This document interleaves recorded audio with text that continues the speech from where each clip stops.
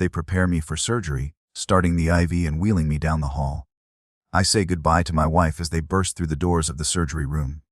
I think, man, it's freezing in here, but I'm still running a 104-degree fever. They slide me onto the surgical table, and I glance to my right. Out of nowhere, Jesus stands there, a physical person, and everything else fades away. No other people remain in the room. I'm confused, wondering what's happening. I think to myself, did I die? I've heard of people seeing themselves floating above their body when they die, but that didn't happen, so I must not be dead. What's going on? It isn't like a dream. It's a heightened reality that begins the moment Jesus appears, and everything feels different. My name is Mike Mackenzie. I grew up in Lowe, California, the infightal capital of the world. After getting married, we moved to Southern California. I worked as a salesman for a tile company and did really well, becoming one of the top salesmen. They gave me my own store in Anaheim. That's what I did until my wife got pregnant, and we decided to move back to Central California to raise our family. We raised 4 kids, all very athletic, playing sports. I coached soccer, football, and baseball, especially. Over about a 19-year coaching career, I coached over 30 different teams, from T-ball to high school. My oldest son, Ben, went to school in Santa Barbara, graduated, and got his license as a nuclear medicine technologist. He met someone at church, and they decided to get married. The wedding was set for a Saturday, the last weekend of summer before the younger kids returned to school. We thought we'd go down on a Wednesday to make it a short mini vacation, saying goodbye to summer before school started. We arrived Wednesday afternoon, and my 2 younger boys brought their wiffle balls and bats. They saw a big park next to the hotel and said, "Hey Dad, we're going to play some home run derby. Why don't you join us after you check in?" I said, "Yeah, okay, sounds good." We played baseball, hung out for probably a couple of hours. That night, I started feeling sick, like I was coming down with the flu. I thought, great timing to get the flu right before my son's wedding. It wasn't too bad, so I didn't think much of it. But Thursday, my stomach kept getting worse. By Friday, I was running a slight fever and starting to sweat. We made it through the rehearsal dinner, and I joked with some guests, saying, "I'm getting the flu, but this wedding's costing me a lot, so I'm having one of every dessert and your leftovers to get my money's worth."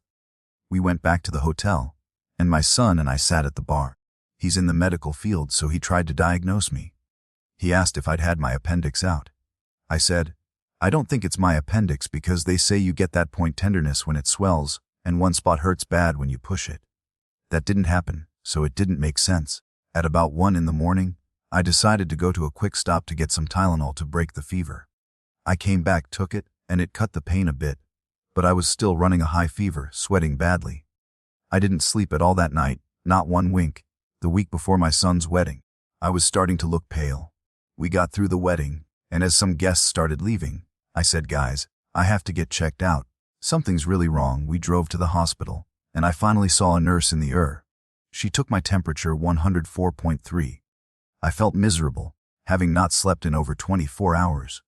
She poked around on my abdomen, asking if it hurt.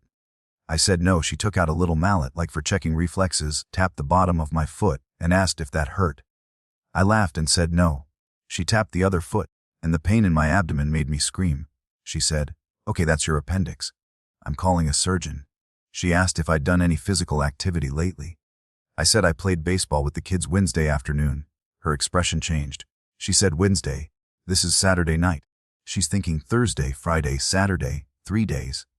If my appendix ruptured while playing baseball, 3 days later, I'm in trouble. About half an hour later, the surgeon came in and said my white blood cell count was really high, so my appendix probably ruptured. He said if it ruptured Wednesday, we need to get in there quick. They prepared me for surgery, started the EV, and wheeled me down the hall. I said goodbye to my wife. They burst through the surgery room doors, and I thought, man, it's freezing in here. But I'm still running a 104-degree fever, sweating. I thought, how do these people work in this cold? They slid me onto the surgical table, and I thought, this thing is tiny. I'm going to fall off. I felt like I had nowhere to put my hands. I looked to my right, and out of nowhere, Jesus stood there, a physical person. Everything else disappeared. No other people were in the room. I was confused, thinking, what's going on? I wondered if I died. I thought, I've heard people see themselves floating above their body when they die. But I didn't, so I must not be dead. What's happening? It wasn't a dream, it was heightened reality, starting when Jesus stood there. Everything was different. His skin was much darker than I'd pictured as a kid, almost like an Arab man. He wore a white robe, had wavy brown hair, and dark greenish-blue eyes. When those eyes looked into mine, he looked into my soul. I felt love emanating from him, convincing me it was Jesus. Everything about him radiated love. He held out his hand and said, "I want to answer your prayer." I thought, my prayer? What the heck? I didn't make the connection right away, but then I remembered praying as a kid that Jesus would show me heaven.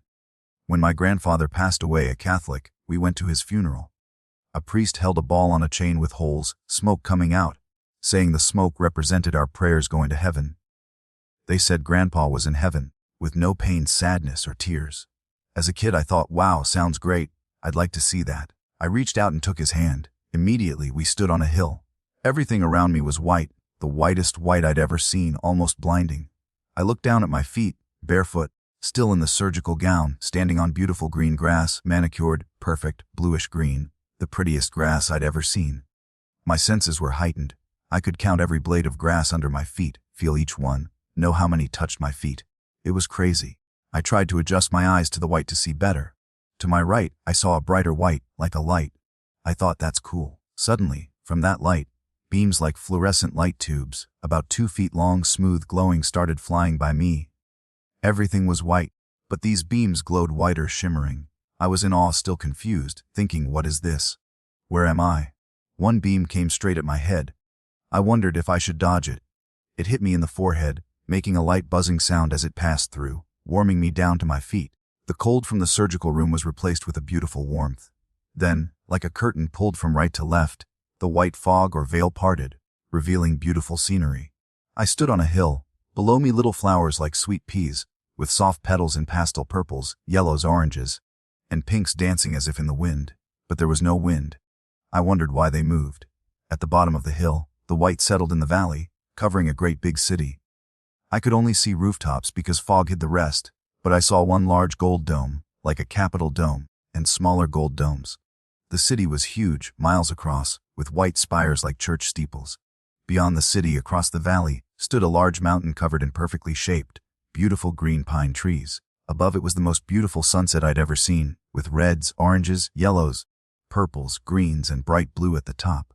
The tube lights still bounced around, crossing the valley. One hit the tip of a tree, bursting like a diamond into hundreds of tiny light streaks. Soon the whole mountain lit up with bursting white beams, like a giant fireworks show, all glowing fluorescent white. I was amazed. Looking back at the light where they emanated, Jesus said, "It's the glory of the Lord." My knees buckled, and I fell to the ground. The instant my knees hit, they shocked me and brought me back. Now, instead of beautiful scenery, a doctor in a mask leaned over me, asking, "Do you know your name?" My mouth was dry, but I managed to say, "Mike." He said, "Good, do you know where you are?" I was confused, thinking, where's Jesus, where's heaven? He asked again, and I ran through my mind the wedding Ventura. I said, "Ventura."